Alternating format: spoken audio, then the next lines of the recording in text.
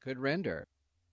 Now it seems, although I knew nothing concerning it at the time, that there had been formed in Holland, among the merchants, what was known as the West India Company, whose purpose was to make a settlement in that part of the New World which they had named New Netherland,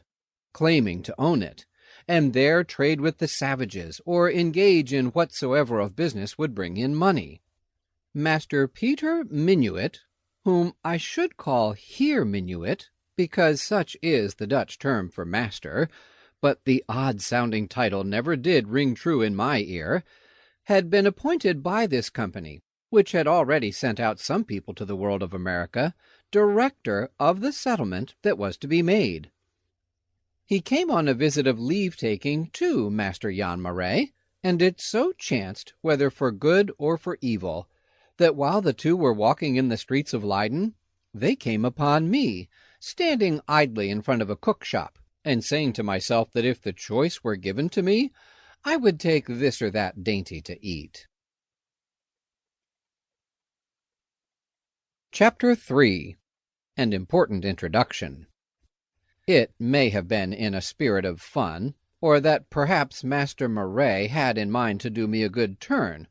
but however it came about, he said as gravely as if I were the burgomaster's son, "Here, Master Minuit, allow me to present to you Master Peter Hulbert, who has had the misfortune to lose both his father and his mother by death." Master Minuit was not unlike many others whom I had met, save that there was in his face a certain look which bespoke a kindly heart, or so it seemed, while he gazed at me much as he would at a young calf that he had in mind to purchase. I never did lay claim to being comely, either as boy or man, but yet it must have been that this sturdy visitor saw something about me which attracted either his closest attention or his charity, for he said with a kindly smile as he patted me on the head, "Well, namesake Peter, since nearly all your English friends have gone to America, what say you to voyaging in the same direction?"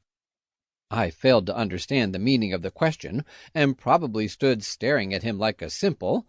yet at the same time I noticed a quick glance from Master Marais, as if the director had said something which caught his attention.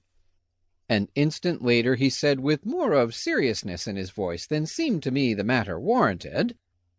"It may not be well, Heer Minuit, to put into the lad's head a desire that cannot be gratified." "And why may it not be?" Master Minuit asked, wheeling sharply about. "If namesake Peter has no friends in Holland who can take charge of him, why may he not go to that land on the other side of the world with me? A youngster of 10 years might find many a meaner post than that of body servant to the director of the new town in America." Chapter 4. I Go on My Way.